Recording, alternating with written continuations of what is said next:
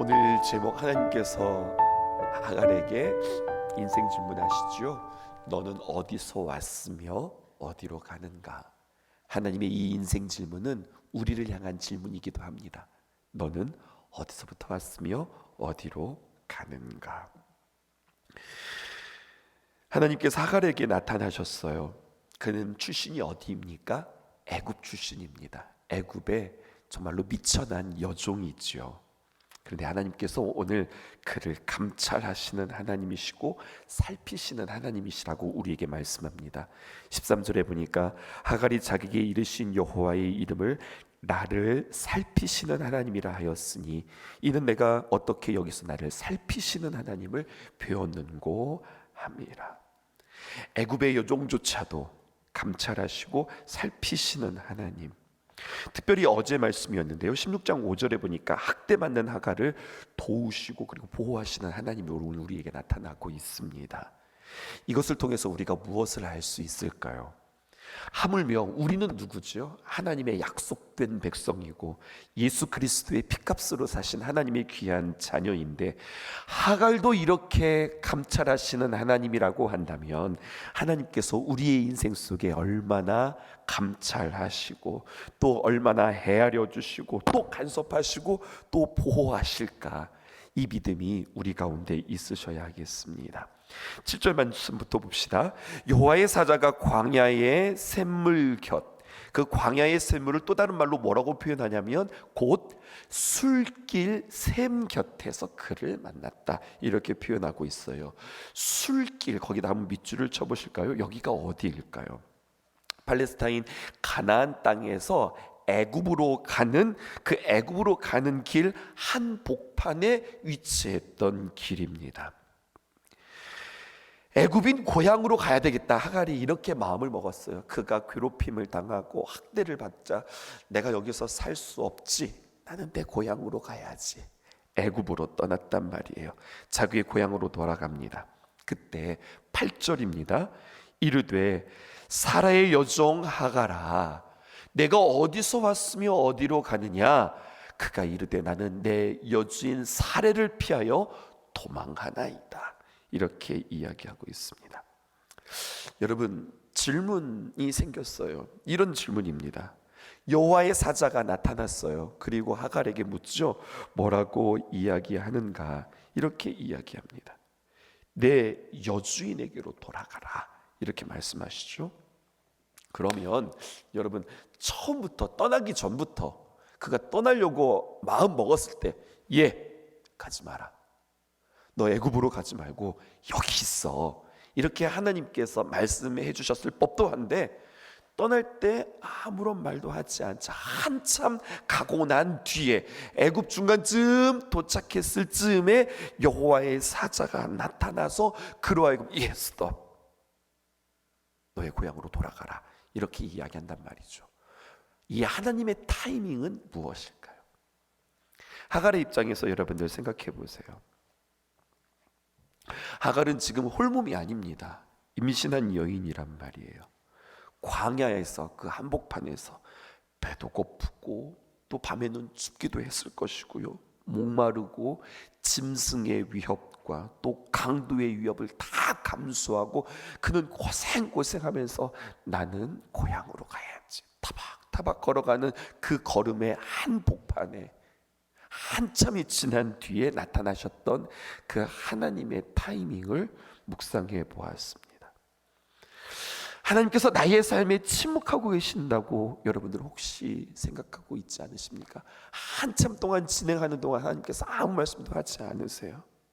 술에 나타나신 하나님, 길 도중에 나타나신 하나님, 광야 한복판에 나타나신 하나님, 그러더니 나에게 하시는 말씀이 너 뒤로 돌아가라, 이렇게 말씀하시는 그 하나님의 뜻은 무엇일까요? 그 하나님의 마음은 무엇일까 생각해 보았습니다. 하갈의 입장에서 이 하나님을 어떻게 납득해야 할까요? 하갈의 입장에서 생각해 보란 말입니다. 주인의 말에 순종해서 아브라함의 품에서 아이를 임신했어요. 그가 아브라함을 흠모했던 것도 아니고 그냥 자신의 입장에서 열심히 그냥 종으로서 일했던 사람이었습니다. 그런데 여주인이 어느 날 갑자기 그를 부르더니 너 주인에게 들어가서 그의 품에서 아이를 가져라.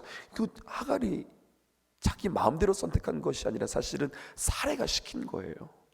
좀 이상한 거죠. 우리의 정서로, 지금 정서로는요, 말도 안 되는 일이 아마 그 당시에는 좀 통용이 되었을런지요. 그렇게 아브라함의 품에 들어갈 때는 언제고, 그 여자가 임신을 했어요. 그랬더니 또 학대하는 것은 또 뭡니까?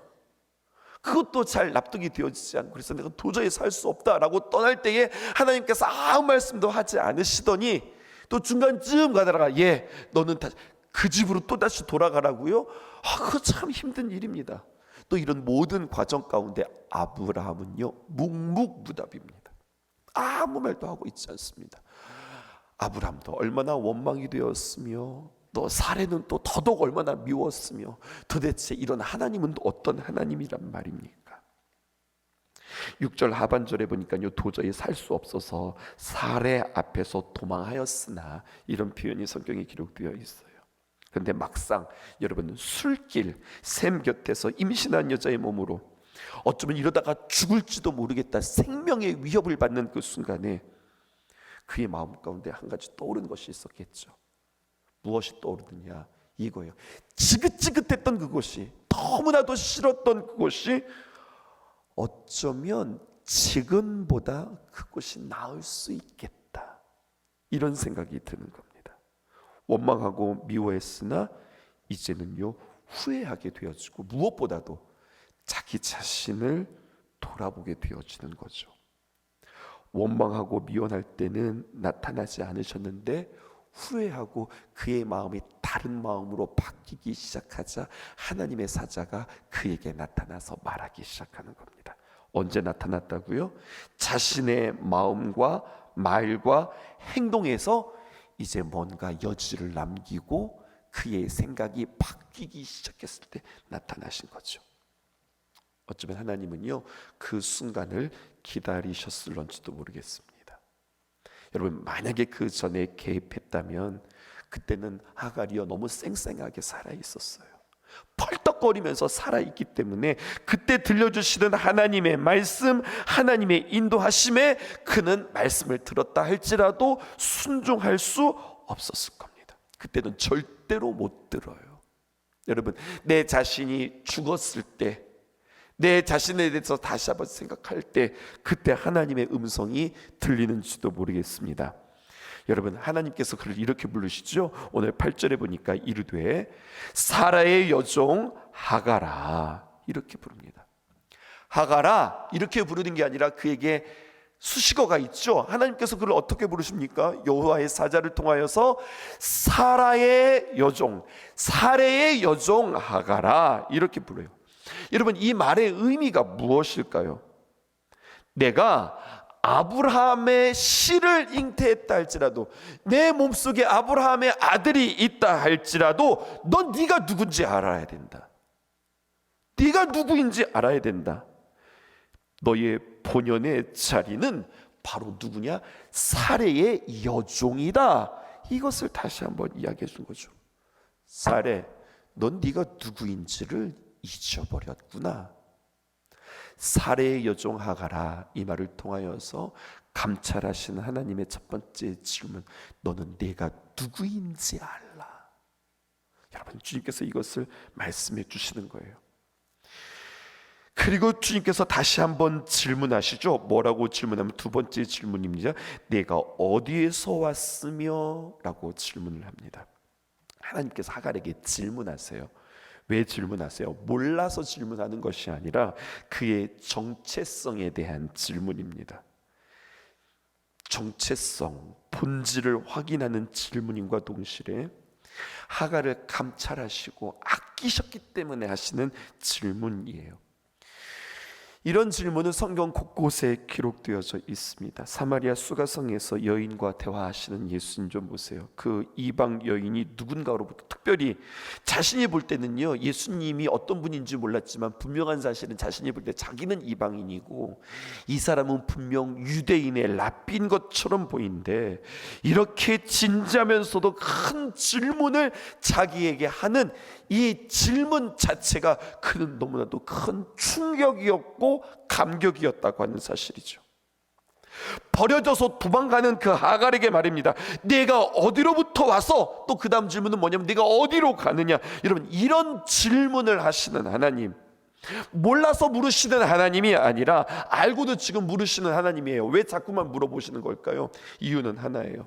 그를 깨닫게 하시고 그를 깨트리게 하시는 하나님입니다. 왜? 그래야 그는 성숙하고 성장할 수 있으니까. 하나님께서 아담이 범죄했을 때에도 하나님께서 질문하였어요. 뭐라고 질문하셨죠? 아담아, 내가 어디 있느냐? 이렇게 질문하셨어요.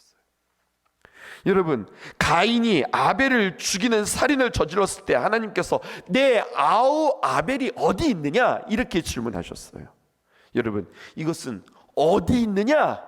로케이션, 다시 말해서 위치를 질문하는 게 아닙니다.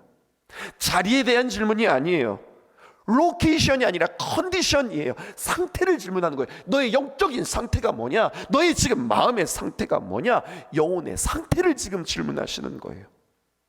다시 한번 띄워주실까요? 내가 어디서 왔느냐? 이 질문은요, 너 과거에, 그 과거의 너는 너에게 그게 어떤 의미라고 너는 여기느냐? 넌 너의 과거를 어떻게 해석하고 있느냐? 여러분, 괴테는 이런 말을 했습니다. 과거를 해석하지 못하면 현재를 알 수 없다. 다시 한번요, 과거를, 내가 지나온 과거들 있잖아요. 근데 그 지나온 과거들이 그냥 지나간 일들이야. 이게 아니라 과거의 여러 가지 많은 사건들, 그 가운데는 참 행복한 일들도 있었지만 참 속상하고 억울하고 답답한 일들이 있었단 말이에요. 근데 그것이 그냥 속상하고 억울하고 답답해서 하갈이 해석하기는 나는 여종 사례에게 학대당했어, 이렇게만 해석하는 것이 아니라 이것이 너에게 무슨 의미가 있었을까?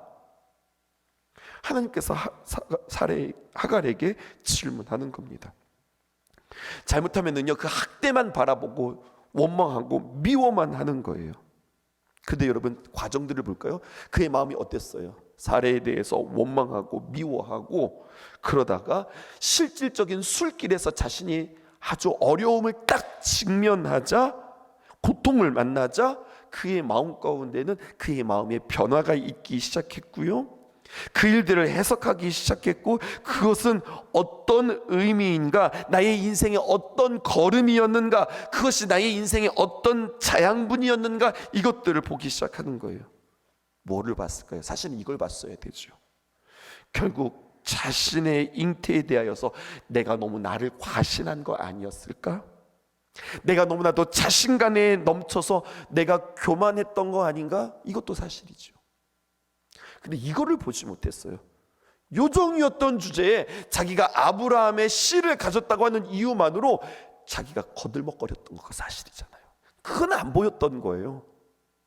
자신이 교만했고 자신이 거들먹거렸던 것들은 보이지 않고, 저 사례가 왜 나를 그렇게 힘들게 해? 왜 이렇게 나를 학대해? 이것만 보였던 거죠. 결국 자신의 상태에 대해서 너무 과신하고 과시했기 때문에 공경을 겪었구나, 이것을 깨닫게 되어지는 거예요.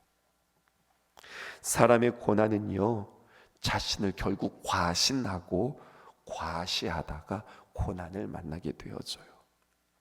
하갈이 자신의 잉태 아브라함의 씨를 믿고 있는 것처럼, 여러분, 혹여나 나 자신도 뭔가 나 자신에게 믿고 있는 구석이, 우리는 믿음의 대상이 하나님이어야 되는데 하나님이 아니라 나는 엉뚱한 것들을 믿고 그것을 과신하고 또 은근히 그것을 과시하고 있지는 않는가.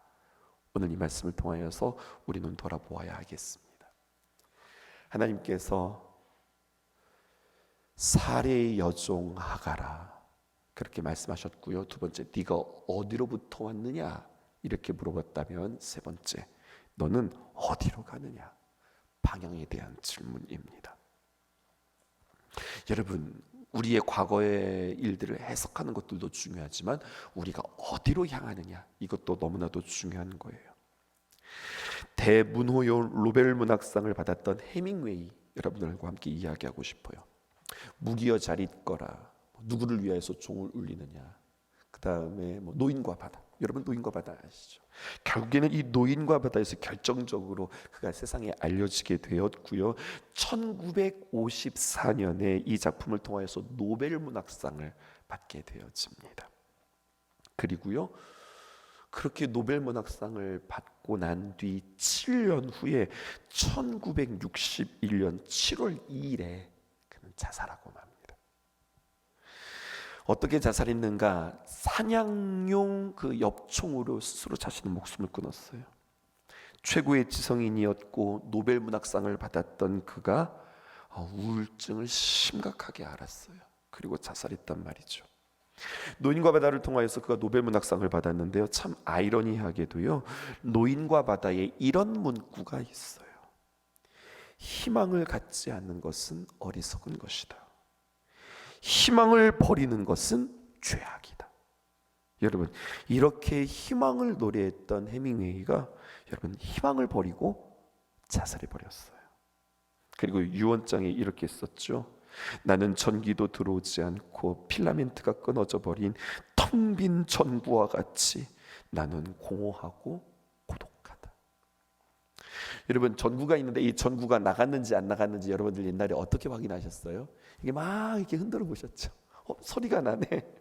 그냥 과감하게 버려버렸다고. 이 전기 나갔네. 이렇게요. 그런데요, 자기를 그렇게 표현하고 있어요. 마치 필라멘트가 끊어져 버린 전구처럼. 나는 그렇게 공허하다는 거죠. 나는 쓸모없다는 거죠. 노벨 문학상을 수상했던 지성인일지라도 그 지성이 그의 공허함과 그의 우울함을 채우지 못했다는 이야기입니다. 여러분, 정직한 지성인이라고 한다면요, 지성의 한계를 여러분 볼 줄 알아야 돼요. 지성을 믿는 것이 아니라 그 지성의 한계를 볼 줄 알아야 돼요. 그것을 본 사람이 있죠. 그게 누구예요? 이어령 박사잖아요, 여러분. 자신의 지성의 끝을 본 뒤에 그는 다음과 같은 책을 썼습니다. 지성에서 영성으로. 여러분, 그 유명한 책 여러분들 아시죠? 여러분, 피조물인 사람은 스스로 정한 길을 걸어갈 때에 의미 있고 행복한 것이 아니라 창조주신 하나님께서 목적하신 그 길을 발견하고 걸을 때, 그때 우리에게는 의미가 있고 그때 우리는 행복한 겁니다. 내가 어디로 가는가, 이 질문에 대해서 피조물인 사람이 스스로 정한 길이 아닌, 하가라, 너 그거 알아? 너 지금 학대받아서 내가 지금 애굽에 가야 된다고 생각해? 창조주이신 하나님께서 말씀하시는 그 길을 걸어라. 그것이 고통스럽고 말도 안 되는 길이라 할지라도 그 길이 진짜 길이다. 그 길이 살 길이다. 그 길이 회복할 길이다 라고 하나님께서 말씀해 주시는 거예요.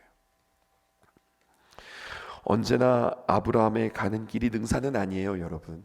언제나 아브라함에게로 간다, 그게 언제나 바른 길은 아니에요. 그런데 하나님께서 언제나 지시하시는 그 길은 맞는 길이에요. 그래서 우리는 어떻게 해야 합니까? 하나님께서 나에게 무엇이라고 말씀하시는지 듣는 훈련이 필요한 겁니다. 내가 십자가에서 내가 죽고 내가 주님과 함께, 여러분들, 내가 십자가에서 죽고 내가 주님과 함께 사는 이 비결은요, 내가 결심하고 다짐해서 되는 것이 아니라 성령 충만할 때만 이것이 가능한 거예요. 근데 여러분, 성령 충만한 사람은 어떤 사람이냐? 하나님의 음성 듣기를 잘하는 사람입니다. 그래서 예수님의 사람의 그 과들이 그렇게 진행되는 거예요. 사과에서 나는 죽고 예수로 사는 사람이 되어진다면 내가 어떻게 죽을 수 있을까 결심해서 죽을 수 없는 거예요. 오가에서 성령 충만한 사람을 이야기하고, 성령 충만한 사람은 어떻게 되느냐? 하나님의 음성 듣기를 통하여서 순종하기 시작한다는 겁니다. 이 훈련들이 여러분들에게 있기를 주님의 이름으로 축복합니다. 너 어디를 가는 거야? 그때 8절 하반절에 그는 이렇게 고백하죠. 나는 내 여주인 사례를 피하여 도망합니다. 나는 내 여주인 사례를 피하여 도망하나이다. 여러분, 문장을 이렇게 적어 보았습니다. 우리는 어떻게 피합니까? 띄워주실까요? 사람에게 피한다고 해결되는 거 아니고요. 또 이렇게도 할 수 있어요. 사람으로 피한다고 해결되는 거 아닙니다. 사람으로부터 떨어져 나가서 피하는 것, 이것도 피하는 길이 아니고, 야, 저 사람한테 가면 내가 피할 길일 것 같다. 그 사람으로, 사람에게 사람으로 피한다고 해결되는 것도 아닌다는 거예요. 여호와 하나님을 피난처로 삼을 때에 여러분, 그것이 가장 안전하고 행복한 거죠. 시편 34편 8절에 있는 말씀, 요절 말씀입니다. 우리 함께 읽어보십시다. 시작. 너희는 여호와의 선하심을 맛보아 알지어다. 그 다음이요, 그에게 피하는 자는 복이 있도다. 아멘이십니까? 여호와를, 그 여호와의 선하심을 너는 그냥 정보로만 알지 말고, 말씀으로는 알지 말고 맛보아 알라. 감찰하시는 하나님, 말씀하시는 그 하나님 앞에 내가 순종하여서, 그 말씀에 순종하여서, 하나님이 맞구나, 하나님이 나에게 진정한 피난처가 되시는구나 라는 것을 맛보아 알지어다. 그에게 피하는 자는 복이 있을지어다. 여러분, 오늘도 주님께 피할 수 있는 저와 여러분들 되기를 주님의 이름으로 축복합니다. 사람에게 달려가지 말고, 사람을 피하지 말고, 오직 하나님께만 나아가 우리의 답답함도, 우리의 속상함도, 또 혹여나 주님 앞에 설 때 혹여나 나는 좀 교만하지 않은가, 내가 자신감에 넘쳐서 나는 또 자만한 것은 아닌가, 하나님 앞에 우리 자신들을 점검하고 내 자신들을 발견하는 소중한 시간 되기를 주님의 이름으로 축복합니다. 오늘 두 가지 위해서 여러분들 기도해 주시죠. 특별히 금요일은요, 우리 환우들을 위하여서 함께 기도해 주시기를 바라고, 또 한 가지 오늘 신성 기도 속회 모임이 있습니다. 귀한 연합 속회 모임에 우리 하나님의 크신 은혜가 있게 달라고 함께 기도해 주시기 바랍니다. 기도하겠습니다.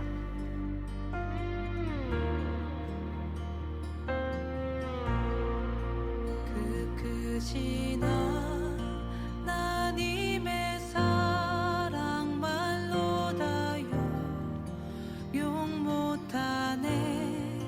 저 높고 높은 별을 넘어 이 낮고 낮은 땅 위에 죄범한 영 온구하려 그 아들 보내사 화목제로 삼으시고 죄 용서하셨네. 하나님 크신 사랑을 증량다 못하며 영원히 변치 않는 사랑 성도여 찬양하세.